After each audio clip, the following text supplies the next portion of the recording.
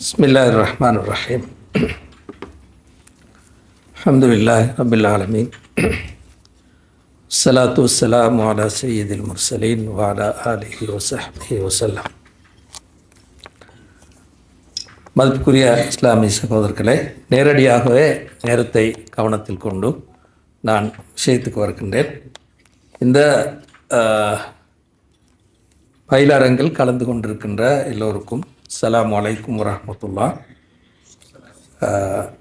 இங்கு நான் ஜக்காத் விதியாகின்ற பொருட்கள், அதன் பயனாளிகள் சம்பந்தமான ஒரு பொதுவான விளக்கத்தை தருவதற்கு முயல்கின்றேன். ஜக்காத் விதியாகும் செல்வங்களில் எல்லாவற்றையும் விளக்குவதற்கு உங்களுக்கு தெரியும், நேரமில்லை. அதே போன்று ஜக்காத்தால் பயன் பெறுகின்ற, ஜக்காத்தை பெறுவதற்கு தகுதி வாய்ந்தவர்கள் யார் என்பதனையும், அந்த 8 கூட்டத்தை விளக்குவதற்கு எங்களுக்கு நேரம் போதாமையின் காரணமாக குறிப்பாக ஓரளவு அறிமுகமற்ற, அதாவது இலங்கை முஸ்லீம் சமூகத்திலே அறிமுகமற்ற சில பகுதிகளை மட்டும்தான் நாங்கள் இங்கே விளக்குவதற்கு முயல்கின்றோம், நேரத்தை கவனத்தில் கொண்டு. அதனையும் ஓரளவு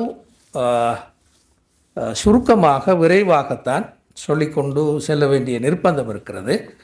ஏற்கனவே ஷேக் அப்துல் ராசிக் அவர்கள் சொன்னது போன்று பின்னால் உங்களுக்கு கேள்வி பதில், அபிப்பிராயங்கள், கருத்துக்கள் சொல்வதற்கு நேரம் இருப்பதன் காரணமாக நீங்கள் இங்கு தெளிவுபடுத்தல் போதாமை என்று கருதுகின்ற அல்லது சம்பந்தமான வேறு அபிப்பிராயங்கள் இருக்கின்றவர்கள் அந்த சந்தர்ப்பத்தை பயன்படுத்தி அவற்றை சொல்லிக்கொள்ள முடியும்.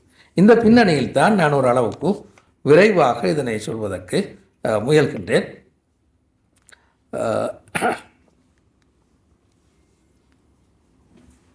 எங்களுக்கு தெரியும், ஏற்கனவே குறிப்பிட்டது போன்று ஸல்லல்லாஹு அலைஹி வஸல்லம் அவர்கள் புனியல் இஸ்லாம் அலா ஹம்ஸின் என்ற இஸ்லாம் 5 தூண்களின் மீது எழும்பியிருக்கிறது என்ற அந்த ஹதீஸின் அடிப்படையில் ஜக்காத்தையும் இஸ்லாத்தை சுமக்கின்ற தூண்களில் ஒன்றாக சொன்னார்கள்.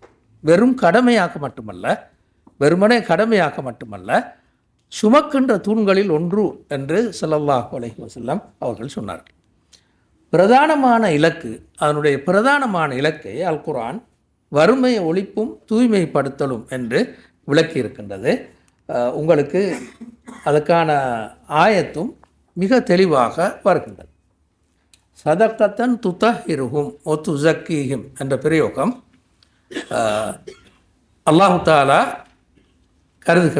சொல்கின்றான், ஒரு மனிதனுடைய உள்ளம் அழுக்காவதற்கு, ஒரு மனிதனுடைய உள்ளம் அல்லாஹ்வை விட்டு தூரமாவதற்கு செல்வம் ஒரு முக்கியமான காரணமாக அமைகின்றது.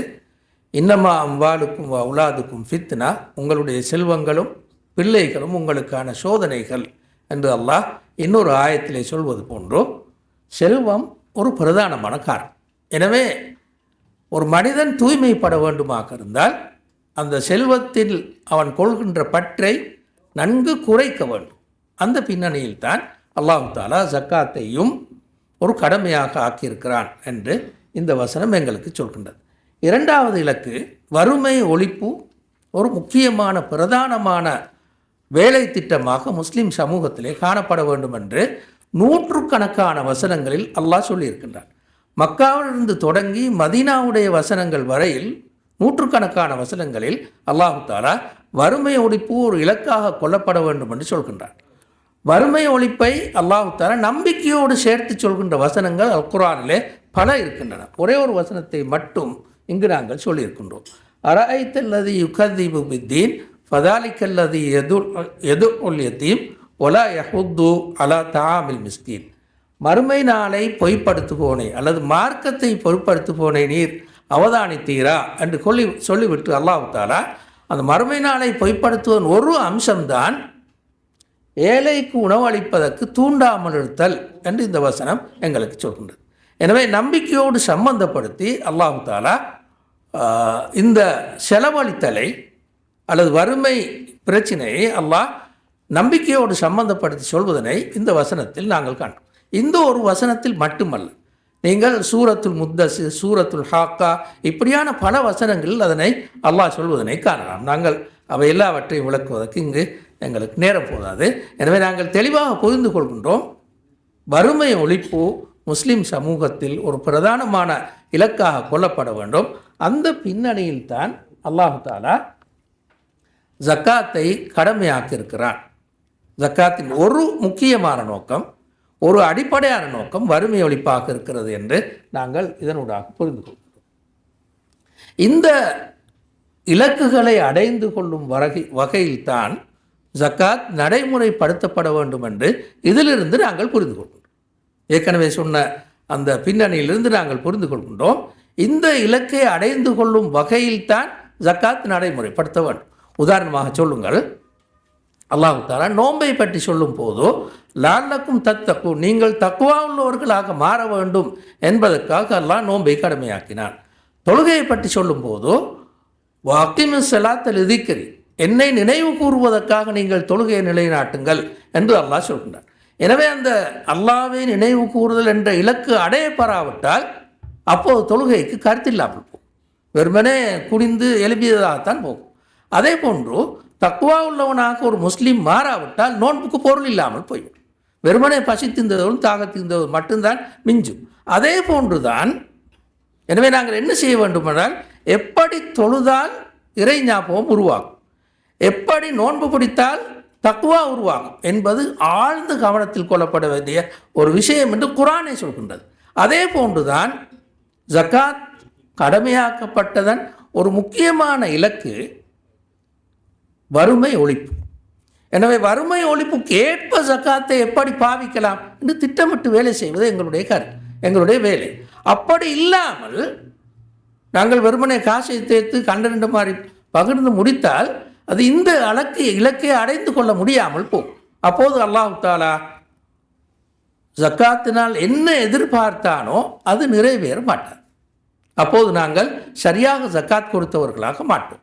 எப்படி நோன்பு தொழுகை குறிப்பிட்ட இலக்கை அடையாவிட்டால் அது உண்மையான வணக்கமாக அமைய மாட்டாதோ அப்படித்தான் இதுவும் என்பதனை நான் சரி சுருக்கமாக சொல்லிக் கொடுக்கணும். இது நிறைய ஆயத்துகளோடு விளங்கப்படுத்த வேண்டிய ஒன்று, அதுக்கு எங்களுக்கு டைம் இல்லை.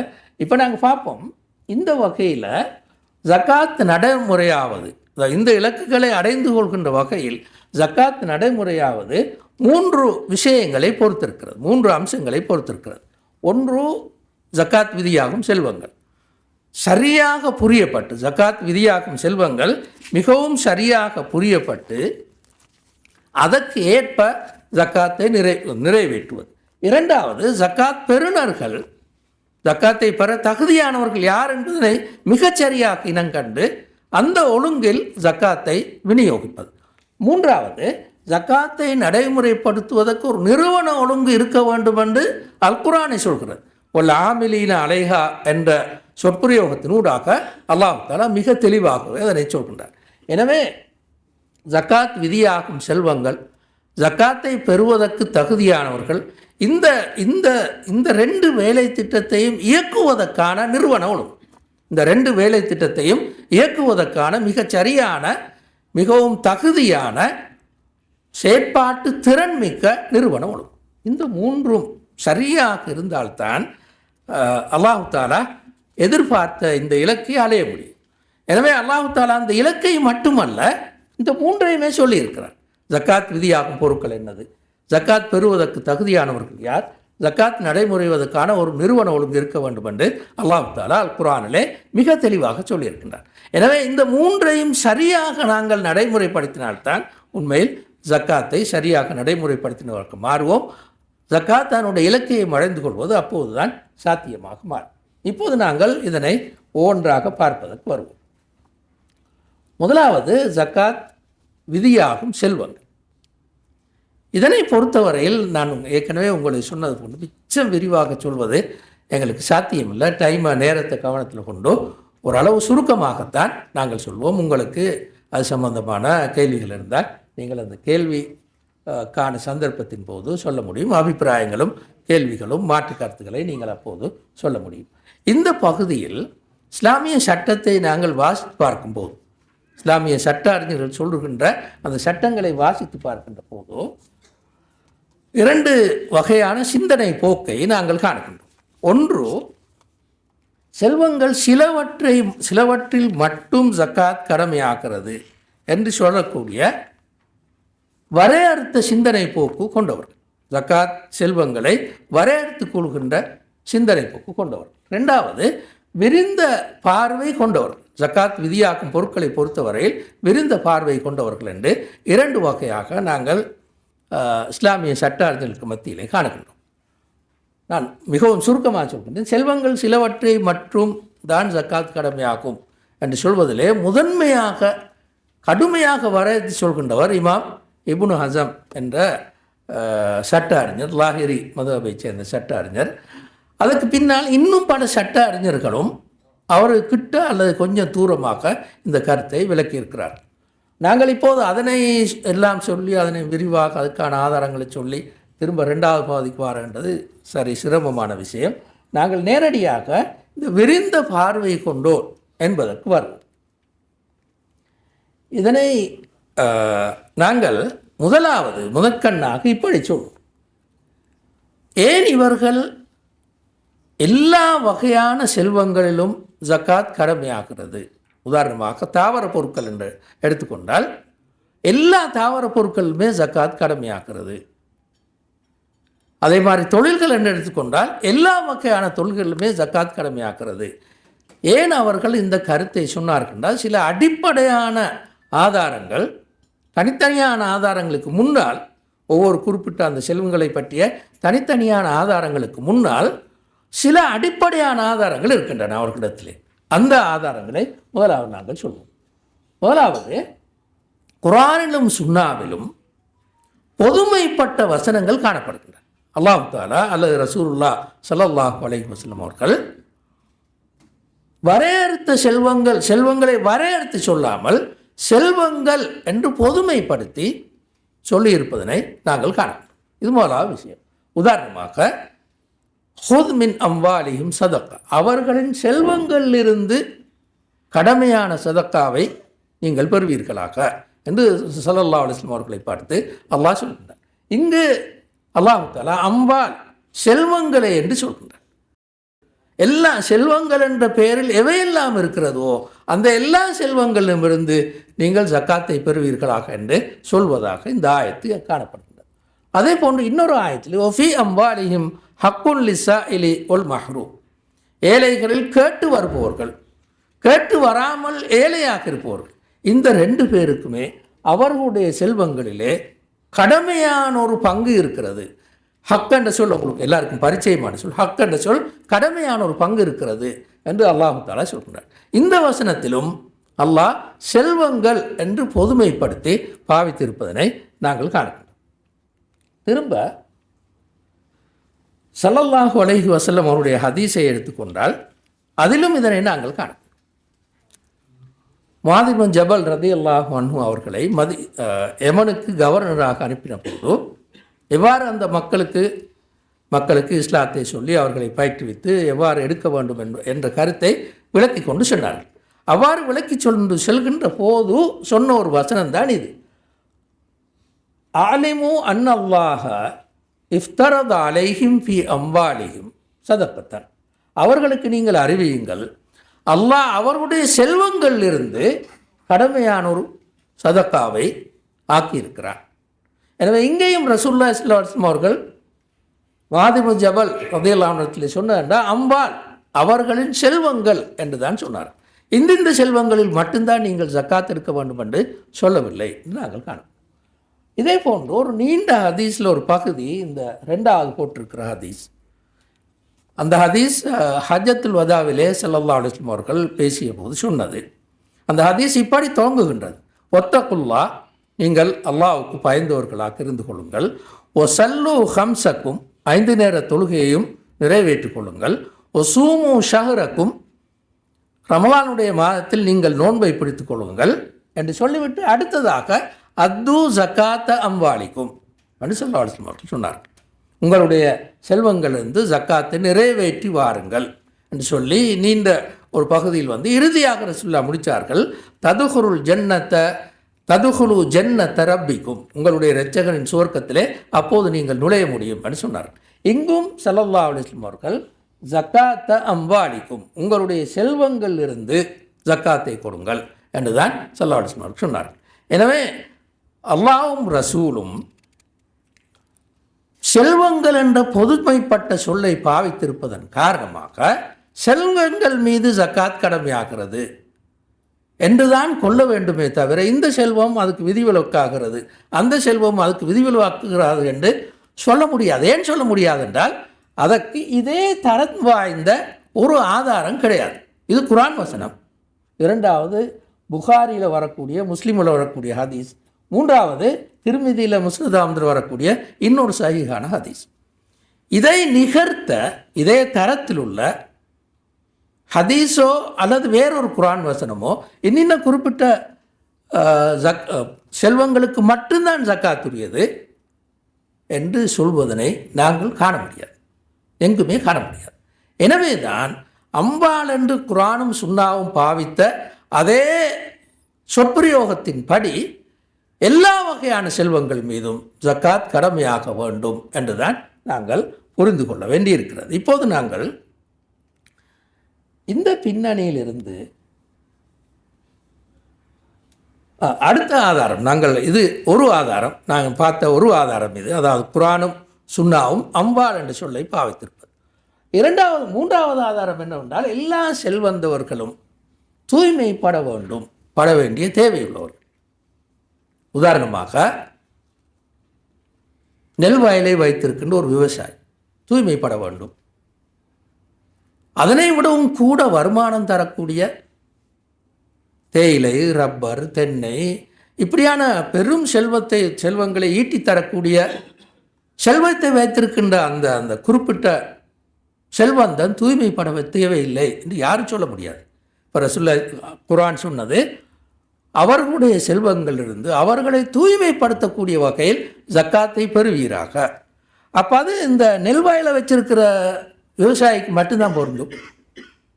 அது ஏனைய பெரும் பெரும் தோட்டங்களுக்கு சொந்தக்காரனாக இருக்கிறவர் அல்லது ஒரு பெரிய செல்வத்தை ஈட்டக்கூடிய ஒரு டாக்டர் அல்லது ஒரு லோயர் அல்லது ஒரு லெக்சரர், இவங்களுக்கெல்லாம் அந்த தொழிலுக்கு ஜக்காத் கொடுக்க வேண்டிய அவசியம் இல்லை. அவங்க தூய்மைப்பட தேவையில்லை. இந்த விவசாயி மட்டும்தான் தூய்மைப்படும். நெல்வாயில் வைத்திருக்கிற விவசாயி மட்டும்தான் தூய்மைப்படணும். அல்ல கடையை வச்சிருக்கிற அந்த வியாபாரி மட்டும்தான் தூய்மைப்பட வேண்டும் என்று எப்படி சொல்வது? எப்படி இந்த செல்வங்களை வைத்தில்லாத அடுத்தவர்களை தூய்மைப்படுத்துவது எப்படி? சதக்காவின் மூலம் என்று சொன்னால் அது கொடுப்பது கடமை இல்லை. சதக்கா கொடுப்பது கடமையானதல்ல. அவர் கொடுக்கலாம், கொடுக்காமல் இருக்கலாம். எனவே தூய்மைப்படுத்தப்பட வேண்டியவர்கள் எல்லா செல்வந்தர்கள் தான் என்ற இந்த உண்மையின் பின்னணியில் செல்வம் எப்படி சேர்ந்தாலும் அதற்கு ஜக்காத் கொடுக்க வேண்டும் என்ற கருத்து பெறப்படுகின்றது. அடுத்து நாங்கள் காணுகின்ற இன்னொரு முக்கிய விஷயம் என்னவென்றால், ஜக்காத் கடமையாக்கப்பட்ட நோக்கங்களில் ஏற்கனவே சொன்னது போன்று வறுமை ஒழிப்பு பிரதானமான ஒரு நோக்கம். இது அல்லாத நாங்கள் இன்ஷா அல்லாஹ் பின்னால் பார்ப்போம். நான் இப்போ விரிவாக சொல்ல விரும்பல. முஸ்லீம்களுக்கான சில பொது நலன்களை நிறைவு செய்வதும் ஜக்காத் கடமையாக்கப்பட்டதுன்னு இன்னொரு முக்கியமான நோக்கம். இந்த முஸ்லீம்களுக்கான இந்த வேலை திட்டங்கள், வறுமை ஒழிப்பு என்ற ஆக பிரதானமான வேலை திட்டம், ஏனைய பல்வேறு முஸ்லீம் சமூகத்துக்கு தேவையான நலன்கள் நாங்கள் இன்ஷா அல்லாஹ் பின்னால் பார்ப்போம். அந்த நலன்களை நிறைவேற்றுவது கடையை வச்சிருக்கிற வியாபாரிக்கு மட்டும், வயலை வச்சிருக்கின்ற நெல் வயலை வச்சிருக்கிற விவசாயிக்கு மட்டும்தான் பொறுப்பு. மற்ற பெரிய பணக்காரர்களுக்கு பொறுப்பல்ல. அவங்க விரும்பினா செய்யலாம், சதக்கா கொடுக்கலாம் தானே, விரும்பினா செய்யலாம், இல்லாட்டி பிரச்சனை இல்லை என்று சொல்வது சரியானது தானா? இஸ்லாமிய கண்ணோட்டத்தில் அதை எப்படி ஒத்துக்கொள்கிறோம்? எனவே இந்த வகையில் இது இன்னொரு ஆதாரமாக அமைகிறது. எல்லா செல்வங்கள் மீதும் ஜக்காத் கடமையாக மாறும் என்பது. இப்போ நாங்கள் கவனத்தில் கொள்ளணும் என்னென்றா, இந்த பின்னணியில் இப்போ நான் சொன்ன இந்த பொது ஆதாரங்களின் பின்னணியில் குர்ஆனும் சுன்னாவும் பொதுமைப்படுத்தி சொன்னதும், குர்ஆனும் சுன்னாவும் ஜக்காத்துடைய இலக்குகளாக தூய்மைப்படுத்தலையும் வறுமை ஒழிப்பதையும் சொன்ன பின்னணியிலிருந்து நாங்கள் விளங்கிக் கொள்கின்றோம். எல்லா வகையான செல்வந்தர்களும் ஜக்காத் கொடுப்பதற்கு கடமைப்படுகிறார்கள் என்ற உண்மையை நாங்கள் புரிந்து கொள்கின்றோம். இப்போது நாங்கள் வருவோம் இந்த பின்னணியிலிருந்து எமது நாட்டின் செல்வங்கள், நாங்கள் வாழக்கூடிய நாட்டிலே எங்களுடைய சமூகத்திலே காணப்படுகின்ற செல்வங்கள் கவனத்தில் கொண்டு நாங்கள் சில செல்வங்களை மட்டும் இங்கே சொல்லுவோம். உதாரணமாக உங்கள் எல்லோருக்கும் தெரியும், விவசாய செயற்பாடுகளை பொறுத்தவரையில் ஒரு குறிப்பிட்ட ஏரியாவில் தான் நெல் வயல்கள் அதிகமாக காணப்படுகின்றன. கிழக்கு மாகாணத்தை பொறுத்தவரையில் அக்கரைப்பத்து, சம்மாந்துறை இப்படியான பகுதிகளை பொறுத்தவரையில் பெரிய நெல் வயல்கள் காணப்படுகின்றன. அதை தவிர்ந்த இந்த தென்பகுதியில் வாழக்கூடிய கண்டிய அல்லது மாத்தரை அல்லது ஏனைய பகுதிகளை பொறுத்தவரையில் நெல் உற்பத்தி என்பது முஸ்லீம் சமூகத்திலே குறைவாகத்தான் இருக்கிறது. ஆனால் தேயிலை, தென்னை, ஏலம், கராம்பு இப்படியான இந்த வாசனை திரவியங்கள் சொல்லக்கூடியவைகள் அல்லது ரப்பர் போன்ற, தென்னை போன்ற விளைபொருட்கள் மிகப்பெரிய அளவு காணப்படுவது எங்கள் எல்லோருக்கும் தெரியும். அல்லது புத்தளத்தை பொறுத்தவரையில் வெங்காய செய்கை அல்லது கஜு இவையெல்லாம் மிகப்பெரிய அளவுக்கு செய்யக்கூடிய உற்பத்திகளாக காணப்படுகின்றன. எனவே இது எங்களுடைய ஒரு வகையான செல்வம் விவசாய உற்பத்தியை பொறுத்தவரை. அது அல்லாமல் எங்களுடைய சமூகத்திலே பெரிய அளவு தூரம் சம்பாதிக்கிற டாக்டர்ஸ் இருக்கிறார்கள், லோயர்ஸ் இருக்கிறார்கள், லெக்சரர்ஸ் இருக்கிறார்கள். இப்படி ஒரு பெரிய ஒரு தொகையினர் எங்களுடைய சமூகத்திலே காணப்படுகின்றார்கள். எனவே இது எங்களுடைய சமூகத்தின் செல்வம். எங்களுடைய சமூகம் உழைக்கின்ற செல்வம். இந்த செல்வங்களுக்கு ஜக்காத் கடமையாகின்றதுவா என்பதனைத்தான் பிரதானமாக நாங்கள் இங்கே பார்க்கின்றோம். உங்கள் எல்லோருக்கும் பரிச்சயமானவற்றை நாங்கள் ரிப்பீட் பண்ண இங்கே முயலவில்லை. எனவே அந்த வகையில் நாங்கள் பார்ப்போம். விவசாய விளைபொருட்களை பொறுத்தவரையில் நாங்கள் எவ்வாறு நோக்க வேண்டும், ஜக்காத்துக்குரியதாக எவ்வாறு அதனை நோக்க வேண்டும். இதில் 3 அபிப்பிராயங்கள் காணப்படும். பிரதான உணவுப் பொருளாகவும் சேமிக்கக்கூடியதாகவும் இருக்கக்கூடிய பொருட்களுக்குத்தான் ஜக்காத் கடமையாகிறது என்பது ஷாஃபி மதுஹபுடைய கருத்தாகும். இரண்டாவது, நிறுக்கவும் நிலையாக வைக்கக்கூடியதாகவும் காயக்கூடியதாகவும் இருக்கக்கூடிய விவசாய விளைபொருட்களுக்குத்தான் ஜக்காத் கடமையாகிறது. இது ஹம்பலி மதுஹபுடைய கருத்தாகும். கொஞ்சம் ரெண்டுக்கு மேலே ஒரு சின்ன வேறுபாடு மட்டும்தான் இருக்குது. மூணாவது கருத்து, அனைத்து தாவர பொருட்களிலும் ஜக்காத் கடமையாகிறது. செல்வம் என்று கருதக்கூடிய எல்லா வகையான தாவர பொருட்களிலும் ஜக்காத் கடமையாகிறது என்பது ஹனபி மதுஹபின் கருத்தாகும். இப்படி 3 அபிப்பிராயங்கள் தாவர பொருட்களை பொறுத்தவரையில் காணப்படுகின்றன. இப்போது நாங்கள் அனைத்து தாவர பொருட்கள் மீதும் ஜக்காத் கடமையாகிறது என்ற கருத்து தான் மிக ஆதாரபூர்வமானது. அடுத்த அபிப்பிராயங்களுக்கு ஆதாரமே இல்லைன்னு கருத்து இல்லை. ஆனால் ஒப்பிட்டு பார்த்தால் இதுதான் பலமான ஆதாரங்களை கொண்டது என்று நாங்கள் காணுகின்றோம். அதனை மட்டும் நான் சொல்கின்றேன். எதிர்கருத்து ஒரு அந்த டிஸ்கஷன் டைமில் பேச வேண்டி வந்தால் நாங்கள் பேசுவோம். அதுக்கு முதலாவது ஆதாரம் என்னென்றால், குர்ஆன் ஒமிம்மா அஹ்ரஜ்னாலக்கும் மினல் அர்த், பூமியிலிருந்து உங்களுக்கு நாம் வெளிப்படுத்தி இருக்கின்றவற்றிலிருந்து நீங்கள் செலவழியுங்கள் என்று அல்லாஹ் தஆலா சூரத்துல் பக்ராவில் இந்த 267வது வசனத்திலே சொல்கின்றார். எனவே மிம்மா அஹ்ரஜ்னாலக்கும் மினல் அர்த் என்றது எல்லாத்தையும் குறிக்கும். பூமி வெளிப்படுத்துகின்ற எல்லா தாவரங்களையும் குறிக்கின்ற ஒரு பொது சொற்பிரயோகமாக அது காணப்படுகின்றது. எனவே ஒமிம்மா அஹ்ரஜ்னாலக்கும் மினல் அர்த் என்ற அந்த வசனத்தின்படி எல்லா விதமான தாவர பொருட்களுக்கும் ஜக்காத் கொடுக்க வேண்டும் என்று நாங்கள் காணப்படுகிறோம். அதனையும் விட தெளிவாக இன்னொரு வசனம் இருக்கிறது. சூரத்து அல் அன்ஆமிலே அல்லாஹ் தஆலா இப்படி ஒரு வசனத்தை ஆக்கியிருக்கிறார். ஒஹுவல்லதி அன்ஷா ஜன்னாத்தின் மாருஷாத்தின் ஒகைரு மாருஷாத்தின், பந்தல்கள் படர விடப்பட்ட கொடிகளையும் பந்தல்கள் படராத மரங்களாக அமையவையும் தோட்டங்களையும் பேரித்தம்பழ சோலைகளையும் பல்வேறு சுவைகளை தரக்கூடிய தானியங்களையும் ஒன்று போலும் வேறு வேறாகவும் தோற்றுவளிக்கிற ஜெய்தூன், மாதுளை ஆகியவற்றையும் அல்லாஹ் படைத்தான் என்று அல்லாஹ் சொல்லிவிட்டு அதன் பிறகு வாத்து ஹக்கஹு யௌம ஹசாதிஹி, இவற்றை அறுவடை செய்கின்ற நாளில் அவற்றுக்கு கடமையாகின்ற பங்கை நீங்கள் நிறைவேற்றி விடுங்கள் என்று அல்லாஹ் சொல்கின்றார். எனவே அந்த வாத்து ஹக்லஹு யௌம ஹசாதிஹி என்ற அந்த வசனம் முன்னால் சொன்ன எல்லா தாவரங்களையும் குறிக்கின்றது. இந்த வசனத்தை நீங்கள் பார்த்தால் கொடியாக படர்பவை என்று அல்லாஹ் மிக பொதுவாக கொடியாக எது எதெல்லாம் தாவரங்கள் பறக்கின்றோ அந்த எல்லா தாவரங்களையும் அது குறிக்கும். கொடியாக படராத மரங்களாக நிற்கின்றவை தென்னையை குறிக்கும், தேலையை குறிக்கும், ஏனைய எல்லா பொருட்களையும் குறிக்கின்ற வகையில் தான் அந்த வசனம் இருக்கிறது. திரும்ப அல்லாஹ் தஆலா இந்த ஜர் என்று சொல்லும்போது முக்தலிஃபன் உக்குழு பல்வேறு சுவைகளை தருகின்ற தானிய பொருட்கள், பல வகையான சுவையை தருகின்ற தானிய பொருட்கள் சொன்னானே தவிர குறிப்பிட்ட ஒரு தானியம் என்று வரையறுத்து சொல்லவில்லை.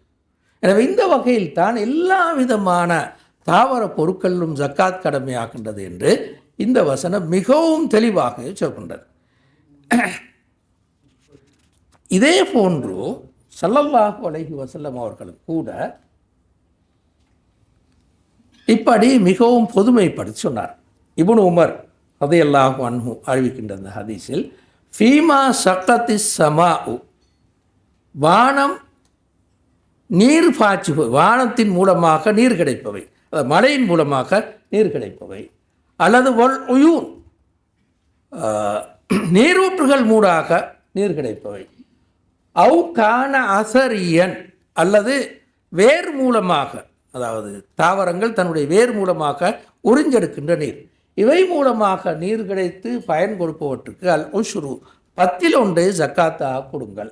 ஒஃபீமா சுக்கிய பின் நதஹ் அப்படிலாம் செலவழித்து நீர் பாய்ச்சி நீங்கள் செய்தால் அதற்கு நிஸ்ஃபுல் உஷ்ர் 20 ஜக்காத்தாக கொடுங்கள் என்று ஸல்லல்லாஹு அலைஹி வஸல்லம் அவர்கள் சொன்னார். இந்த ஹதீஸில் ஃபீமா சக்கத் அல் உயூன் வஸ்ஸமா கான அசரியன் என்று சொன்ன அந்த வசனம் எல்லாவற்றையும் பொதுமையாக கருதக்கூடிய வகையில் தான் ஸல்லல்லாஹு அலைஹி வஸல்லம் அவர்கள் இங்கே சொல்லியிருப்பதனை நாங்கள் காண்கிறோம். எனவே இந்த பின்னணியில் நாங்கள் என்ன காண்றோம் என்றால் எல்லா தாவர பொருட்களுக்கும் ஜக்காத் கடமையாகும் என்பதனைத்தான் இந்த ஹதீஸ்களும் ஏற்கனவே சொன்ன குர்ஆன் வசனங்களும் எங்களுக்கு சொல்கின்றன. இந்த பின்னணியில் தான் நான் சும்மா போகிற போக்கில் சொல்கின்ற ஒரு வசனம், இமாம் அபூபக்கர் இப்னுல் அரபி அவர் ஒரு மாலிகி மதஹபை சேர்ந்த இமாம். அவருடைய ஒரு புத்தகத்தில் குறிப்பாக ஆயாத்துல் அஹ்காம் என்ற அவருடைய புத்தகத்திலே அவர் ஒரு மாலிகி மதஹபை சேர்ந்தவர். மாலிகி மதஹபின் கருத்தும் இந்த தாவர பொருட்களை பொறுத்தவரையில் கிட்டத்தட்ட ஷாஃபி மதஹபுடைய கருத்தை ஒத்தது, ரெண்டும் ஏறத்தாழ ஒரே கருத்தை கொண்டது. அந்த குறிப்பிட்ட அவருடைய புத்தகத்தில் மாலிகி மதஹபை சேர்ந்த அந்த இமாம் குறிப்பிட்ட அந்த புத்தகத்தில் திருமிதியுடைய ஷரஹிலும் கூட 2 இடத்திலும் அவர் சொல்கின்றார், என்னை பொறுத்தவரையில் நான் மாலிகி மதஹபை பின்பற்றுபவனாக இருந்தாலும் கூட இந்த தாவர பொருட்களுக்கான ஜக்காத்தை பொறுத்தவரையில் சூரத்துல் அன்ஆமில் இந்த வசனத்தை பார்க்கின்ற போது, குர்ஆனுடைய பொதுமைப்பட்ட வசனங்களை பார்க்கின்ற போது எல்லா தாவரங்களிலும் ஜக்காத் கடமையாகிறது என்ற ஹனஃபி மதஹபின் கருத்து தான் குர்ஆனுக்கு மிக நெருங்கியதாக உடன்பாடாக இருக்கிறது. எனவே அந்த கருத்தை தான் நான் சரி என காண்கின்றேன் என்று மாலிகி மதஹபை சேர்ந்தவராக இருந்தாலும் கூட மாறி இந்த கருத்தை சொன்னதனை நாங்கள் காண்கின்றோம். இப்போது இது ஹனஃபி மதஹபுடைய கருத்து மட்டுமல்ல, தாபி அறிஞர்களில் உமர் இப்னு அப்துல் அசீஸ், இமாம் முஜாஹித், அதாவது இப்னு அப்பாஸுடைய மாணவர் முஜாஹித், இப்ராஹிமுன் நகை, இப்னு மசூதுடைய மாணவர் இப்ராஹிம் நகை, இவர்களுடைய அபிப்பிராயம் இதுதான். வெறுமனே ஹனஃபி மதஹபின் கருத்து மட்டுமல்ல, மாற்றமாக தாபி அறிஞர்களுடைய கருத்தும் கூட, அதாவது சஹாபாக்கள் மாணவர்களுடைய கருத்தும் கூட இதுதான் என்பதனை நாங்கள் காண்கின்றோம். இந்த இடத்தில் ஒரு குறிப்பிட்ட கருத்தை நான் சொல்லிக்கொள்கிறேன். உமர் இப்னு அப்துல் அசீஸ் எங்கள் எல்லோருக்கும் தெரிந்த 5வது கலீஃபா, நேர்வழி சென்ற கலீஃபான்னு சொல்கின்ற இப்னு உமர் ரலியல்லாஹு அன்ஹுடைய மாணவராக இருந்த உமர் ரலியல்லாஹு அன்ஹுடைய பரம்பரையில் வந்த உமர் இப்னு அப்துல் அசீஸுடைய காலப்பிரிவில் தான் ஜக்காத்தை எடுப்பதற்கு யாரும் இல்லாமல் போய்விட்டது என்று எங்கள் எல்லோருக்கும் தெரியும். அவருடைய அபிப்பிராயங்களை திரட்டி பார்த்தீங்களாக இருந்தால் என்ன வருகிறது என்றால், அவருடைய அபிப்பிராயப்படி எல்லா செல்வங்களிலும் ஜக்காத் கடமையாகும். நீங்கள் அவருடைய அபிப்பிராயங்களை திரட்டி பார்த்தால் அது விளக்கும். எனவே அந்த மதுஹப் ஆட்சியில் இருந்த மதுஹப். உமர் இப்னு அப்துல் அசீஸ் ஒரு ஆட்சியாளராக இருந்தவர், 2.5 வருஷ காலம் ஆட்சியாளராக இருந்தவர். அதனை அவரும் இந்த இடத்தில் அந்த கருத்துக்கு தான் வருகிறார். போதாமைக்கு சமகால ஜக்காத் ஆய்வு மன்றங்களுக்கு கூட இந்த கருத்தை தான் குறிக்கின்றது, ஏற்றுக்கொண்டு இருக்கிறார். ஃபத்தாவா ஓ தௌசியாத் நதுவத்து கதாய ஜக்காத்தில் முஆசிரா, சமகால ஜக்காத் பிரச்சனைகளுக்கான பல கான்ஃபரன்ஸ்களை நடத்தி அதனூடாக வந்த முடிவு தான், தீர்வு தான் இந்த தீர்வாக அமைக்கின்றது. இந்த புத்தகத்திலே ஃபத்தாவா ஓ தௌசியாத் என்ற புத்தகத்திலே அதனை நீங்கள் பார்க்க முடியும். அந்த மகாநாடுகள் இதுவரை 20 சொச்சம் நடந்திருக்கிறது. அந்த மகாநாடுகளில் பேசப்பட்ட விடயங்கள் ஃபத்வா புத்தகமாகவும் ஆய்வு நூல்களாகவும் வெளிவந்திருக்கின்றன. அந்த நதுவாவிலே, அதாவது அந்த நிறுவனத்திலே, சர்வதேச ஜக்காத் நிறுவனத்திலே இந்தியாவைச் சேர்ந்த, பாகிஸ்தானைச் சேர்ந்த, மலேசியாவைச் சேர்ந்த, இந்தோனேஷியாவைச் சேர்ந்த, அரபு உலகத்தைச் சேர்ந்த அறிஞர்கள் எல்லோருமே, அறிஞர்கள் பிரதானமானவர்கள் எல்லோரும் அங்கத்துவம் வகிக்கிறார்கள். அவர்கள் எடுத்த முடிவு தான் ஹனஃபி மதஹபின் அல்லது உமர் இப்னு அப்துல் அசீஸின் அல்லது முஜாஹிதின் அல்லது இப்ராஹிம் நகையின் இந்த தாபியங்களின் கருத்து தான் மிகவும் பொருத்தமானது என்று அவர்களுடைய கருத்தாகும். எங்களுடைய நாட்டை பொறுத்தவரையிலும் எங்கள்கிட்ட ஈச்சம்பழம் கிடையாது, பேரீச்சம் கிடையாது, இந்த கிரேப்ஸ் கிடையாது. இது உண்மையில் ஹதீஸில் வந்திருக்கிற ஜக்காத் கடமையாக்குற என்று ஷாஃபி மதஹப்னு சொல்கின்ற கருத்து. ஆனால் எங்களுடைய நாட்டில் அது கிடையாது. தாவர பொருட்கள் என்றால் எங்களுடைய நாட்டில் இருப்பது ஒன்றே ஒன்று தான், இந்த நெல் வயல் மட்டும். ஷாஃபி மதஹப்பின் படி அதுக்கு மட்டும்தான் ஜக்காத் கொடுக்க வேண்டும். அந்த தென்னை வைத்திருப்பவனோ அல்லது கஜு பயிரிடுப்பவனோ அல்லது தேலையை வைத்திருப்பவனோ இப்படியான யாருக்குமே ஜக்காத் கடமை இல்லை என்று வரும். அது உண்மையில் பொருத்தமே அற்ற கருத்து என்று தான் நான் நினைக்கிறேன். இவற்றை வைத்து நாங்கள் நோக்குகின்ற போது திரும்ப அதனை ஜக்காத் கணிப்பிடுகின்ற முறை என்னவென்றால் 647 கிலோ அரிசி, இதுதான் அரிசிக்கு. அதனுடைய பெருமதிக்கு நாங்கள் தென்னையை அல்லது தேலையை அல்லது ஏனைய பொருட்களை அதனுடைய பெருமதிக்கு பார்க்க வேண்டும். 647 கிலோ அரிசியின் விலை எவ்வளவு வரும், அந்த தொகைக்கு எத்தனை தேங்காய் வாங்கலாம், எத்தனை கிலோ தேலை இருக்கும் என்று பார்த்து அதுதான் அதனுடைய நிசாபாக கொள்ளப்பட வேண்டும். அப்படி கொண்டு நீர்ப்பாசன செலவு காணப்பட்டால் 20 உண்டும், காணப்படாவிட்டால் 10 உண்டும் ஜக்காத்தா கொடுக்க வேண்டும். இது உங்களுக்கு தெளிவு போதாட்டி இன்ஷா அல்லாஹ் நாங்கள் பின்னால் பார்ப்போம். அந்த அடுத்த பகுதியை நாங்கள் பார்த்துருப்பதனால திரும்ப இன்னொரு பகுதி நான் இதை கொஞ்சம் வேகமாக சொல்லி கொண்டு போகிறேன்.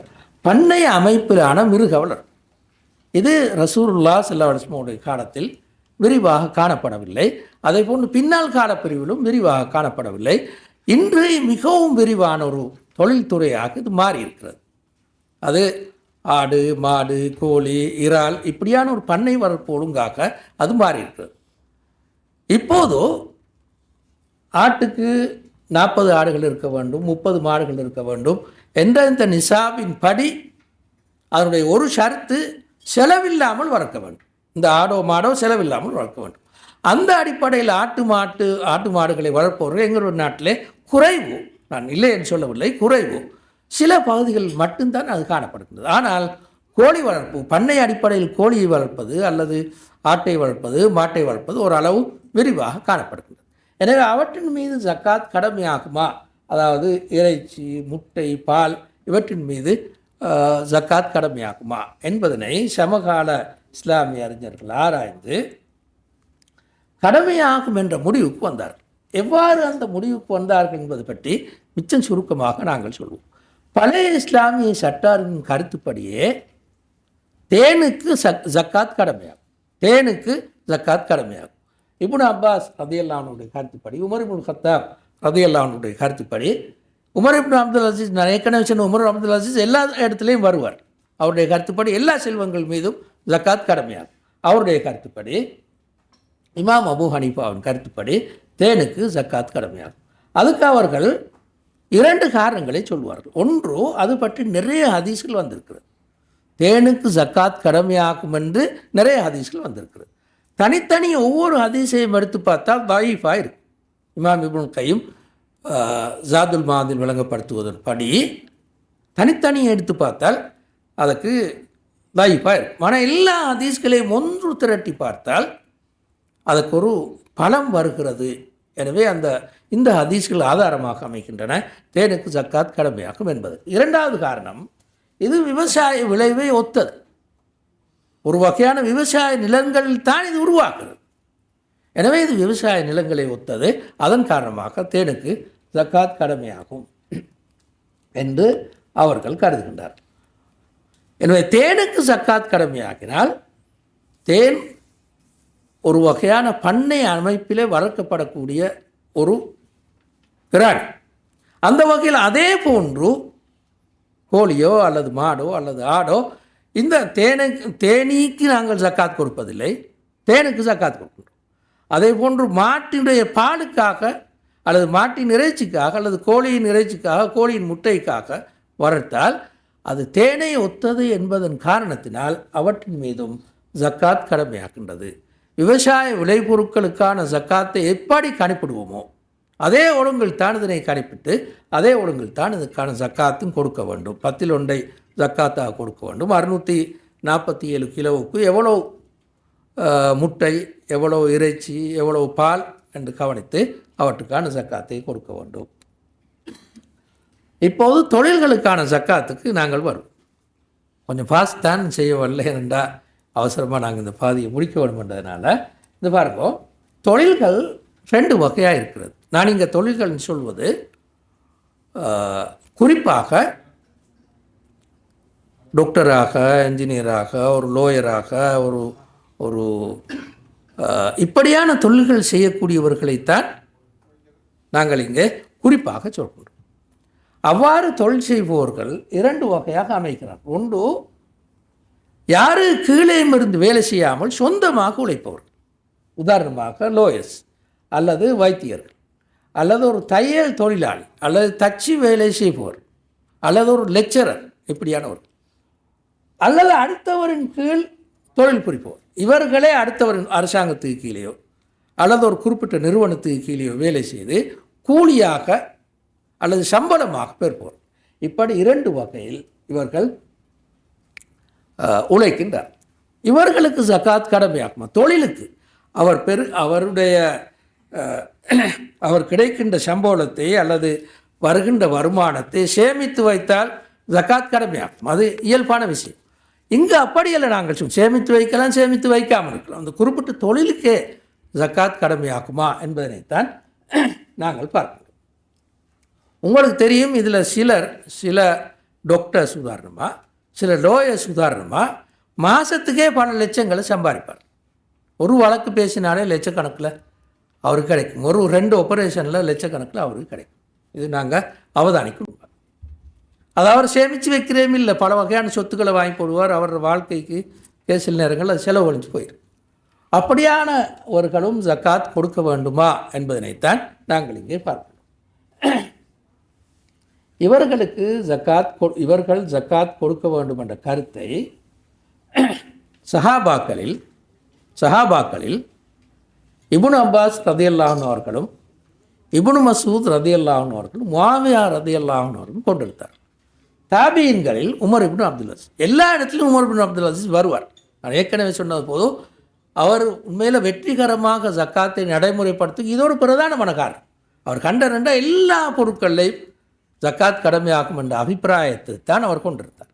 எனவே அவருடைய ஆட்சியின் போது ஆட்சியில் அரசாங்கத்துக்கு கீழே வேலை செய்கிற ஆட்கள்கிட்ட சம்பளத்தில் ஜக்காத்தை வெட்டி கொண்டு தான் அவர் சம்பளத்தை கொடுப்பார். முஆவியா ரலியல்லாஹு அவர்களும் அதே மாதிரி அவருக்கு கீழே வேலை செய்கிறவங்களுக்கு இதே வேலையை தான் அவர் செய்வார்.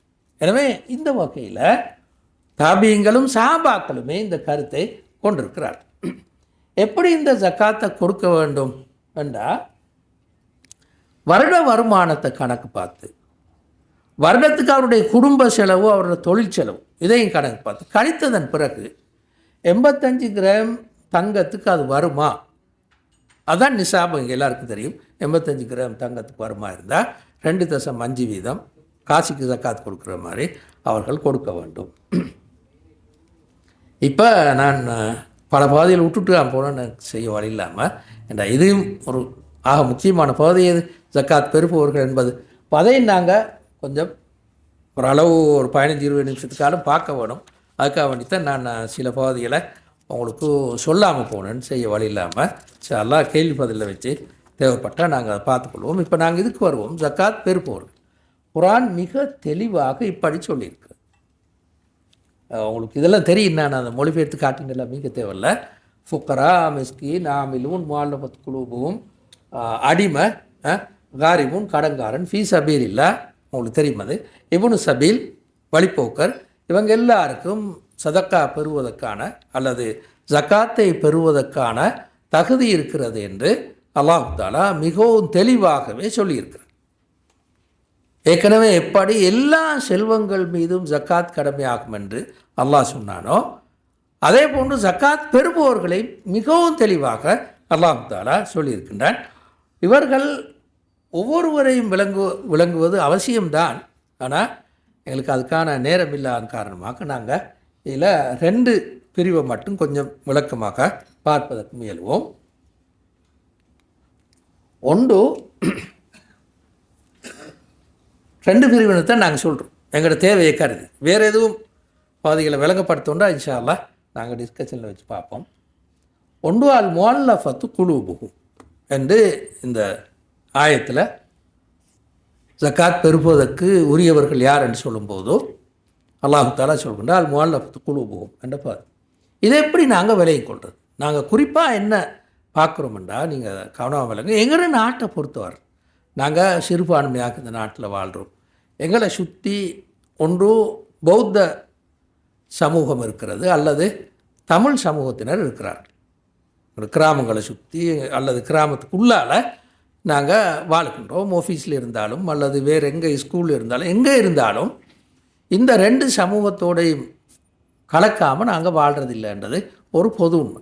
இந்த பின்னணியிலிருந்து நாங்கள் ஜக்காத்தை என்ன மாதிரி பிரயோகிக்கணும்ன்றதை பார்க்கணும். இதில் ஆகப்பெரிய விசேஷம் என்னென்னா, அல்லாஹ் தஆலா சிறுபான்மையாக முஸ்லீம் வாழ்ந்தாலும் பெரும்பான்மையாக முஸ்லீம் வந்தாலும் எல்லாருக்கும் அழகாக அவங்களோட வாழ்க்கையை கொண்டு போகின்ற ஒழுங்கில் தான் ஜக்காத்தை சொல்லியிருக்கின்றார். இதை இமாம் தபரி தன்னுடைய அந்த தப்சீரில் இந்த ஆயத்து வரும்போது சரியான அழகாக இந்த விஷயத்தை விளங்கப்படுத்தியிருக்கிறார். அல்லாஹ் தஆலா 2 காரணங்களுக்காக ஜக்காத்தை 2 இலக்குகளை வைத்து அவருடைய வசனத்திலே சொன்னார். 2 இலக்குகளை வைத்து அல்லாஹ் தஆலா ஜக்காத்தை கடமையாக்கியிருக்கின்றான். சத்து ஹல்லத்தில் முஸ்லிமி, ஒன்று முஸ்லீம்களுடைய தேவையை நிறைவேற்றுவது, அதான் அந்த காரிமூன், மிஸ்கீன், அந்த ஃபக்கீர் எல்லாரும். 2வது காரணத்தை அவர் சொல்கின்றார், தக்வியத்துல் இஸ்லாமி ஒ மஊனத்துஹு, இஸ்லாத்தை பலப்படுத்துவது, இஸ்லாத்துக்கு உதவுவது. இது 2வது காரணம் வந்து இமாம் தபரி தன்னுடைய தப்சீரில் சொல்லியிருக்கிறார். உங்களுக்கு தெரியுமா, இமாம் தபரி ஹிஜ்ரி 3ஆம் நூற்றாண்டில் வாழ்ந்த ஒன்று முஃபஸ்ஸிர், 2 ஃபக்கீஹ், அவரோட சட்டார், அவருக்கென்று தனி மதுஹப் இருந்தது, அவரை பின்பற்றுபவர்களும் இருந்தார்கள். 3 அவரோட முஹத்திஸ், ஹதீஸ் துறையில் பெரிய ஒரு மனிதர். 4 அவரோட முஅர்ரிக், ஒரு வரலாற்று ஆசிரியர். 4 தகுதியிலும் உள்ள ஒரு பெரிய ஒரு இமாம் தான் அவர். வெறும் தப்சீர் ஆசிரியர் மட்டுமல்ல, ஒரு சட்ட அறிஞர் கூட, ஹதீஸ் துறை அறிஞர் கூட. அவர் தான் இந்த கருத்தை, நான் இப்போ சொன்ன கருத்தை, அந்த ஆயத்தை கொண்டு வந்து போட்டு 2 கருத்துக்காக அல்லாஹ் தஆலா இந்த ஜக்காத்தை கடமையாக்கின்றான். ஒன்று சத்து ஹல்லத்தில் முஸ்லீம், முஸ்லீம்களுடைய தேவை நிறைவேற்றுவது. 2 இஸ்லாத்துடைய தேவை நிறைவேற்றுவது, இஸ்லாத்தை பலப்படுத்துவது, இஸ்லாத்துக்கு உதவி செய்வது. இந்த 2 காரணங்களும் இருக்கிறது என்று இமாம் தபரி சொல்கின்றார். அந்த பின்னணியிலிருந்து நாங்கள் இதை விளங்குறதுக்கு வருவோம். அல் முஅல்லஃபத்து குலூபுஹும் என்ற பிரயோகத்தில் நேரடி கருத்து இஸ்லாத்தோடு உள்ளங்களை இணைக்க தேவையுடையவர்கள், இதுதான் இவருடைய நேரடி கருத்து. தலீஃபுல் குலூப், உள்ளங்களை இணைத்தல் என்றது இட கருத்து. இந்த ஃபுக்கரா மிஸ்கீன் என்று சொன்ன மாதிரி ஆக்களை சொல்லாமல் இந்த பிரயோகத்திலிருந்து ஆக்களை பார்த்து கொள்ளுங்கன்னு சொல்லி அல்லாஹ் சொல்லியிருக்கிறார். யார உள்ளங்களை இணைக்கிறது, இஸ்லாத்தோடு இணைக்கிற தேவை இருக்குது, இஸ்லாத்தோடு இணக்கப்படுத்துகிற தேவை இருக்குது, அவங்களுக்கெல்லாம் நீங்கள் ஜக்காத்திலிருந்து பங்கு கொடுக்கலாம்னு சொல்லி இந்த ஆயத்து எங்களுக்கு தெளிவாக சொல்லும். இதில் 2 அபிப்பிராயங்களை இஸ்லாமிய சட்ட அறிஞர்கள் கொண்டிருக்கிறார். ஒரு சாரார் இஸ்லாத்தை தழுவியவர்கள், ஆனால் இன்னும் இஸ்லாத்தில் பலமாக நிலைக்காத அவங்கள பலப்படுத்தணுமெண்டா இப்படி பொருளாதார ரீதியாக உதவி செஞ்சு பலப்படுத்தும். இன்னொரு வகையில் சொன்னால் புதிதாக இஸ்லாத்தை தழுவியவர். இவங்களுக்கு தான் ஜக்காத் இந்த அல் முஅல்லஃபத்து குலூபும் என்ற பிரயோகம் அவங்களைத்தான் குறிக்கிறது என்பது ஷாஃபி மதுஹபுடைய கருத்து. இரண்டாவது அபிப்பிராயம் புதிதாக இஸ்லாத்தை ஏற்றோரையும் குறிக்கும். இது ஷாஃபி மதுஹபுடைய சொன்ன அதே கருத்தையும் குறிக்கும். அதோடு சேர்த்து இஸ்லாத்தோடு இணைக்கப்படும் நிலையை ஏற்படுத்தும் வகையில் அமைகின்ற முஸ்லீம் அல்லாதவர்களையும் குறிக்கும். முஸ்லீம்களுக்கு மட்டுமல்ல, முஸ்லீம் அல்லாதவர்கள் ஒரு ஷாரார் இருக்கிறாங்க. அவங்கள கட்டாயம் இஸ்லாத்தோடு இணக்கப்பாட்டுள்ளவர்களாக, முஸ்லீம்களோடு நல்லா உறவாடக்கூடியவர்களாக மாற்றணும்டா என்ன செய்யணும்டா இப்படி செலவழிக்கணும் அவங்களுக்காக. அதுதான் அவர்களையும் இது குறிக்கும் என்றது இன்னொரு அபிப்பிராயம். இது ஹம்பலி மதஹப், மாலிகி மதஹப்னு அபிப்பிராயம். இது ஹம்பலி மதஹப்பின் பொது அபிப்பிராயம். இது நீங்கள் இப்னு குதாமா, முகனி இப்படியான ஹம்பலி மத பிரதானமான சட்ட நூல்கள் எல்லாமே சொல்லு. மாலிகி மதஹப்பில் முக்கியமான பல அறிஞர்கள், இல்லை கொஞ்சம் ஷாஃபி மதஹப் சார்ந்தவர்கள் இருந்தாலும் கூட முக்கியமான பல அறிஞர்கள் இந்த கருத்தை கொண்டிருக்கிறார்கள் என்று நாங்கள் காண்றோம். இந்த அபிப்பிராயம் என்ன எங்களுக்கு சொல்ல வருதுன்னா, இஸ்லாத்துடனான சுமூக நிலையை ஏற்படுத்துவதற்கு, பாட்டுடன் உறவாடும் நிலையை ஏற்படுத்துவதற்கு முஸ்லீம் அல்லாதவர்களுக்கும் இதிலிருந்து ஜக்காத்திலிருந்து பங்கு கொடுக்க முடியும் என்பதைத்தான் இது சொல்கின்றது. இது நாங்கள் வாழ்கிற காலத்து சமகால அறிஞர்களின் பலருடைய கருத்து. நான் ஏற்கனவே சொன்ன சர்வதேச ஜக்காத் நிறுவனம் தங்களுடைய ஆய்வில் ஃபத்தாவா தௌசியாத் 53ஆம் பக்கத்தில் தெளிவாக இதை சொல்லியிருக்கிறார்கள்.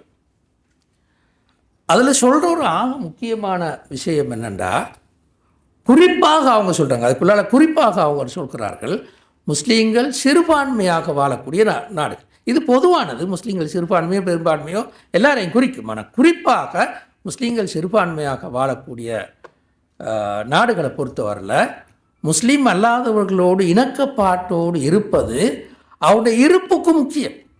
இல்லாட்டி அவங்களுடைய இருப்புக்கு அச்சுறுத்தல். அது முஸ்லீம் அல்லாதவர்களோடு அவங்க இஸ்லாத்தை பிழையாக புரிகிற சந்தர்ப்பம் இருக்கிறது. நல்லா முஸ்லீம் அல்லாதவர்கள் இஸ்லாத்தை பிழையாக புரிகிற சந்தர்ப்பம் நிறைய இருக்குது. அதே மாதிரி உங்கள் எல்லாருக்கும் தெரியும், நான் சொல்ல தேவையில்லை, எங்களோட ஒரு பெரிய ஒரு தொகையினர் முஸ்லீம் அல்லாதவர்களோட ஊருக்கு போய் தான் சம்பாதிக்குது. அவங்களோட டவுனில் அவங்களோட கிராமங்கள்லாம் சம்பாதிக்குது. அவங்களோட எங்களோட அந்த பிஸ்னஸ் எல்லாம் சரிக்கூட அவங்களெல்லாம் நாங்கள் சம்பாரிச்சுட்டு அவங்களுக்கு ஒன்றும் கொடுக்குறதில்ல. இப்போ என்ன வரும்? கண்டிப்பாக ஒரு வகையான முருகல் நிலையும் ஒரு பொறாமையும் ஒரு வாரது நியாயம். நான் சொல்கிறேன், அப்படி வாரது நியாயம். இணக்கப்பாட்டுடன் அவங்கள வச்சுக்கொள்ளணுமாக்குன்னா 2 விஷயம் முக்கியம். ஒன்று, எங்களை பற்றிய பிழையான அபிப்பிராயங்கள் அவங்கள்ட்ட இருக்குது. இஸ்லாத்தை பற்றியும் முஸ்லீம்களை பற்றியும் நிறைய பிழையான அபிப்பிராயங்கள் இருக்குது. அந்த பிழையான அபிப்பிராயங்களை நீக்கணும். 2, எங்கள்கிட்ட நாங்கள் எப்படி எங்களோட ஏழைகள் கஷ்டப்படாது, முஸ்லீம் ஏழைகள் கஷ்டப்படக்கூடாது நினைக்கிறோமோ, அதே மாதிரி அவங்களோட ஏழைகள் இருக்கிறாங்க, அவங்க வீடு இல்லாத இருக்கிறாங்க, அவங்களோட சமூக ரீதியான பிரச்சனைகள், அதில் ஒரு கொஞ்சமாவது நாங்கள் கலந்து கொள்வோம். அப்போ தான் அவங்களுக்கு எங்களோட ஒரு நல்ல அபிப்பிராயம் வரும். இல்லாட்டி ஒரு இறுகின மார்க்கம் இது. அவனுங்கள்ட்ட நலன் மட்டும்தான் அவனுங்களுக்கு முக்கியம். எங்களை பற்றி எந்த கவலையும் அவங்களுக்கு கிடையாது. பக்கத்து வீட்டிலான்னு இருக்கிறான் முஸ்லீம், பக்கத்து வீட்டிலான்னு இருக்கிறான், அவங்களோட கிராமத்துள்ள தான் நாங்கள் வாழ்கிறோம், ஆனால் அவங்க எங்களை கொஞ்சமாவது கவனிப்பது கிடையாதுன்ற இந்த அபிப்பிராயங்கள் அவங்களுக்கு மத்தியில் பரவலாக போகும். அந்த வகையில் அல் முஅல்லஃபத்து குலூபுஹும், உள்ளங்கள் இணைக்கப்படுவதற்கு தேவையுடையவர்கள் என்று அல்லாஹ் தஆலா இந்த வசனத்தில் சொல்லியிருக்கிறான் என்பது நாங்கள் இப்போ பார்த்த ஹம்பலி மாலிகி மதஹப் என்ற கருத்து. நவீன கால சமகால இஸ்லாமிய அறிஞர்களும் இதை சொல்லிவிட்டு குறிப்பாக சிறுபான்மையை சொல்லியிருக்கிறார். பொதுவாக அது உண்மை, எல்லா முஸ்லீம் நாடுகள்லேயும் பெரும்பான்மை நாடுகள்லேயும் அது ஒரு பொது உண்மை. குறிப்பாக முஸ்லீம்கள் சிறுபான்மையாக வாழக்கூடிய நாடுகளில் இதை கவனத்தில் கொள்ளணும்னு சொல்லியிருக்கிறார். சரி, இதை விட நாங்கள் இன்ஷா அல்லாஹ் டிஸ்கஷனில் வந்து அதை நாங்கள் பார்ப்போம். அடுத்தது என்னென்னா, இன்னொரு முக்கியமான ஒரு பகுதி ஃபீ சபீலில்லாஹ் என்று பார்ப்போம். ஃபீ சபீலில்லாஹ் என்ற பிரயோகம் எதை குறிக்கும்? பழைய கால இஸ்லாமிய அறிஞர்கள் ஷாஃபி, ஹனஃபி, அம்பலி, மாலிகி எல்லா மதுஹபும் பழைய இஸ்லாமிய அறிஞர்கள் எல்லாரும் போல கிட்டத்தட்ட ஒரு கருத்தை சொல்லியிருக்கிறார். ஒன்று, யுத்தத்துக்காக செலவிடுதல், போருக்காக ஜிஹாதுக்காக செலவிடுதல் என்று, ஜிஹாதுக்கு ஜக்காத்திலிருந்து ஒரு பங்கு போகணும் என்று பழைய இஸ்லாமிய அறிஞர்கள் சொல்லியிருக்கிறாங்க. அப்போ நாங்கள் எங்கட காலப்பிரிவில் இதுக்கு என்ன கருத்தை கொடுக்குறோம்? உதாரணமாக நாங்கள் சிறுபான்மையாக வாழ்கிறோம். யுத்தம் ஒன்று இல்லை எங்களுக்கு. நாங்கள் யாரோடையும் யுத்தம் செய்ய போகிறது மேலே நினச்சி பார்க்கவும் மேலாது. அப்போ எங்களுக்கு என்ன கருத்து, எந்த கருத்து இது கொடுக்கும்? அதே மாதிரி நிறைய முஸ்லீம் நாடுகள் இல்லை. உதாரணமாக மலேசியாவில் இல்லை, இந்தோனேசியாவில் இல்லை, யுத்தம் சொல்லி பெருசாக ஒன்றும் இல்லை. அப்போ இப்போ என்ன கருத்து இது கொடுக்கும்? அந்த பங்கே இல்லைன்னு சொல்லிடுறதா? ஃபீஸபில்லான பங்கே இல்லை மொத்தமாக அப்படின்னு சொல்கிறதுவா? அப்போ நவீன கால இஸ்லாமிய அறிஞர்கள் பலர்ற கருத்து, நான் நினைக்கிறேன் கிட்டத்தட்ட ஒரு 90-95% கருத்து. ரெண்டாவது, நிறைய அந்த ஃபிக்ஹு மன்றங்கள், இஸ்லாமிய சட்ட ஆய்வுகளை செய்கிற நிறைய மன்றங்கள் இருக்குது. அந்த மன்றங்களில் நான் நினைக்கிறேன் கிட்டத்தட்ட எல்லாரும் போல சொல்கிற கருத்து என்னென்னா, இப்போ இதனுடைய கருத்து முஸ்லீம்களை இஸ்லாமிய ரீதியாக பலப்படுத்துதல், இஸ்லாத்தை பற்றிய தெளிவுகளை வழங்குதல் என்ற பின்னணியில் ஃபீ சபீலில்லாஹ் பாவிக்கலாம்னு சொல்கிறது அவங்களோட கருத்து. இந்த கருத்தை விளங்குபடுத்துவதற்கு நாங்கள் சொல்லுவோம், இமாம் தபரி அவரோட தஃப்சீரில் இந்த பாதி ஃபீ சபீலில்லாஹ் என்ற பாதி வந்த நேரம் எப்படி சொல்கிறாருண்டா, ஒஃபின் நஃபக்கத்தி ஃபி நுஸ்ரத்தி தீனில்லாஹி ஒ தரீக்கத்திஹி ஒ ஷரீஅத்திஹில்லத்தி ஷரஹால் இபாதி. அதான் நான் நீங்கள் மொழிபெயர்த்து சொல்கிறேன். இந்த மார்க்கத்துக்கும் அல்லாஹ் வகுத்தளித்த வழிமுறைக்கு உதவுவதற்கும் செலவழிப்பது என்று இமாம் தபரி சொல்லியிருக்கு. அந்த ஃபீஸபில்லா விளங்கப்படுத்தும் போது சொல்கிறாரு, இந்த மார்க்கத்துக்கும் அல்லாஹ் வகுத்தளித்த அந்த ஷரியத்துக்கும் உதவுவதற்காக செலவழித்தல் தான் ஃபீஸபில்லாண்ட கருத்து அப்படின்னு சொல்கிறார். சொல்லி போட்டான அங்கானதும்ல எப்படி சொல்கிறார் என்றால், மார்க்கத்தின் எதிரிகளோடு போராடுவதன் மூலம் அப்படின்னு சொல்கிறார். நாங்கள் அதை பிழைன்னு சொல்கிறது இல்லை, அது சொல்லுவோம் அது ஒரு விளக்கம், உண்மையில் அப்படித்தான், அது ஒரு விளக்கம். இன்னொரு விளக்கம் அதோடு சேர்ந்து வர இன்னொரு விளக்கம் என்னென்றா, சிந்தனை ரீதியாகவும் கருத்து ரீதியாகவும் மார்க்கத்துக்கு உதவுது என்று நாங்கள் ஒரு மேலதிகமாக இமாம் தபரி சொன்ன அதே கருத்தை இன்னும் கொஞ்சம் கூட்டி சொல்கிறோம், முரணா சொல்லல கூட்டி சொல்கிறோம். உதாரணமாக பாருங்க, ஸல்லல்லாஹு அலைஹி வஸல்லமோடைய ஹதீஸ் இதில் நிறைய இருக்குது. நான் ஒரே ஒரு ஹதீஸை மட்டும் இங்கே சொல்கிறேன். ரசூலுல்லாஹ்விடத்தில் வினவப்பட்டது, ஐயுல் ஜிஹாதி அஃதல், ஜிஹாதில் உயர்ந்தது எது என்று ரசூலுல்லாஹ்விடத்தில் கேட்டாங்க சஹாபா. அப்போ ரசூலுல்லாஹ் சொன்னாங்க, கலிமத்து ஹக்கின் இந்த சுல்தானின் ஜாயிர், அநியாயக்கார ஆட்சியாளனுக்கு முன்னால் சத்தியத்தை பேசுவது போராடுவதல்ல, பேசுவது ஜிஹாதில் ஆக உயர்ந்தது. அப்பெனவே ஜிஹாத் கருத்து சொல்வதற்கு ஜிஹாத் என்று சொல்லலாம் என்று இந்த ஹதீஸ் தெளிவாக சொல்லு. இதே கருத்தில் இன்னும் பல ஹதீஸ்கள் இருக்குது, நான் அதெல்லாம் இங்கே கொண்டு வரல. எனவே இந்த பின்னணியில் தான் நாங்கள் சொல்லுவோம், இந்த பங்கு குறிப்பாக இந்த முஸ்லீம்கள் சிறுபான்மையாக வாழக்கூடிய நாடுகளை பொறுத்தவரையில் தெளிவாகவே சமகால இஸ்லாமிய அறிஞர்கள் இந்த வசனத்தை பாய்ப்பார். மார்க்க ரீதியாக முஸ்லீம்களை பலப்படுத்துவது, உறுதிப்படுத்துவது, சமூக ரீதியாக பலப்படுத்துவது, இதற்காக ஃபீ சபீலில்லாஹ் என்ற பங்கை பாவிக்கலாம். பழைய கால இஸ்லாமிய அறிஞர்கள் எப்படி யுத்தம் செய்து மார்க்கத்தை பாதுகாக்கணும், பலப்படுத்தணும், பரப்பணும் என்று கருதினாங்களோ, எங்களை பொறுத்தவரையில் சிறுபான்மையாக முஸ்லீம்கள் வாழ்கின்ற போதோ உங்களுக்கு எல்லாருக்கும் தெரியும், நான் சொல்ல வேண்டிய அவசியம் இல்லை, முஸ்லீம்களை மார்க்க ரீதியாக பலப்படுத்த வேண்டிய தேவை கண்டிப்பாக இருக்குது. இஸ்லாமிய அறிவை எங்களுடைய இளைஞர்களுக்கு கொடுப்பது, சின்ன பிள்ளைகளுக்கு கொடுக்கறது, பிள்ளைகளுக்கு கொடுப்பது, பொம்பளை பிள்ளைகளுக்கு கொடுக்கறது, பெண்களுக்கு மத்தியில் கொடுப்பது, எங்களோட குடும்பங்களை கடுமையாக நல்லா பாதுகாப்பது, ஆன்மீக ரீதியாக பயிற்றுவிப்பது ஒரு பெரிய ஒரு தேவைன்றது நான் சொல்லி தெரிய தேவையில்லை, எல்லாருக்குமே ஊரில் இருக்கிற ஒரு முக்கியமான ஒரு பிரச்சனை. சிறுபான்மையாக வாழும்போது எங்கள் எல்லாருக்குமே தெரியும், அதற்கு அரசு ரீதியான வசதி மிச்சம் குறவு. ஸ்கூலில் ஒரு இஸ்லாம் பாடம் மட்டும்தான் இருக்கும், மற்றது அதுவும் ஓ லெவல் வரை தான் இருக்கும். அட்வான்ஸ் லெவலுக்கு அவர் இஸ்லாத்தை எடுக்கலாம், எடுக்காமே மீக்கலாம். எனவே முஸ்லீம்களை நல்லா பலப்படுத்துவமாக இருந்தால் ஆன்மீக ரீதியான பயிற்சிகளும் இஸ்லாமிய அறிவை பரப்புறதும் அறிவு ரீதியாக பயிற்றுவித்தருப்பதும் குரானோடு நெருங்கிய தொடர்பு கொண்டவர்களாக மாற்றுவதும் ஒரு பெரிய ஒரு தேவை. ஒழுக்க ரீதியாக அவங்கள வளர்த்தெடுப்பதும் ஒரு பெரிய ஒரு தேவை என்றது எங்களுக்கு தெரியும். எனவே ஃபீ சபீலில்லாஹ் என்றது அந்த கருத்தை தான் குறிக்கும் என்றது சமகால இஸ்லாமிய அறிஞர்களில் மிக பெரும்பான்மையின கருத்து. சமகால இஸ்லாமிய சட்டமன்றங்களில் மிக பெரும்பான்மையின கருத்து. சவுதி சட்டமன்றமாக இருக்கட்டும், வேறு வேறு நாடுகளாக இருக்கட்டும், நான் இப்போ லிஸ்ட்டை போடலை, அவங்களோட கருத்து இது ஒரு ஆக முக்கியமான ஒரு பணின்னு சொல்லி. இந்த வகையில் தான் நான் ஏற்கனவே இமாம் தபரி ஏற்கனவே சொன்ன அந்த கருத்துக்கு வாங்கும்.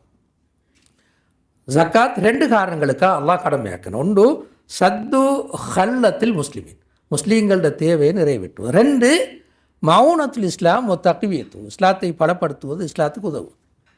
அப்புறம் ஃபீ சபீலில்லாஹ் ஊடாக அல் முஅல்லஃபத்து குலூபுஹும் ஊடாக இஸ்லாத்தை பலப்படுத்தலாம். தெளிவு நான் ஏற்கனவே சொன்ன வகையில்.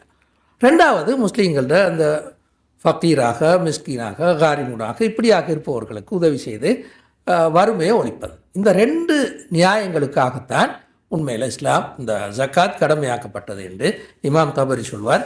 அந்த கருத்தை பூர்ணமாக அடைவணுமாக இருந்தால் இந்த சிந்தனைக்கு வந்தால்தான் அது சாத்தியம். மதிப்புக்குரிய சகோதரர், இல்லாட்டி என்ன எரிமா பைத்து ஜக்காத் செய்யும்? ஊரில் இருக்கிறாக்கள்கிட்ட பசியை போக்கும், அவங்களுக்கு வீட்டை கட்டி கொடுக்கும், வீட்டு திருத்தங்களை செஞ்சு கொடுக்கும், கடங்காரனை காப்பாற்றும். இப்படி பௌதீக ரீதியாக ஆக்களை செய்யும். ஆன்மீக ரீதியாக, ஒழுக்க ரீதியாக, இஸ்லாமிய அறிவு ரீதியாக அவன்கிட்ட ஒன்று இருக்காது. எனவே நல்லா திண்டு சுகுத்திருப்பாங்க, மார்க்க ரீதியாக பலவீனப்பட்டு போயிருப்பாங்க.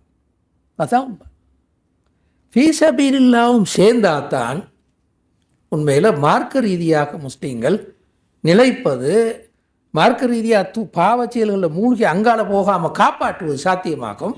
ஃபீ சபீலில்லாஹ் பங்கை சேர்த்து கொண்டு போதும், இப்படி விலையும் கொண்டு போதும்.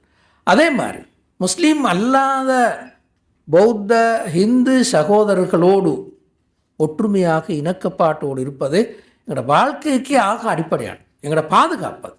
அந்த வகையில் அல் முஅல்லஃபத்து குலூபுஹும் என்ற பங்கு அப்படி பார்க்குறது மிகவும் முக்கியமானது. அது ஒரு இப்போ புதிய கருத்து இல்லை, அது மாலிகி மதஹ்போட கருத்து, ஹம்பலி மதஹ்போட கருத்து, பழைய இமாம்கள் பலரோட கருத்து. நான் எல்லா லிஸ்ட்டையும் இங்கே போராட்டியும் கூட சமகால அறிஞர்களோட கருத்தும் கூட. அப்போ இந்த பின்னணியில் தான் ஜக்காத்தை நாங்கள் பார்க்கணுமென்று தான் நான் நினைக்கிறேன். அல்லாஹு ஆலம். இதை இந்த இன்னும் கொஞ்சம் தெளிவாக விரிவாக நாங்கள் டிஸ்கஷன் போது பார்ப்போம்.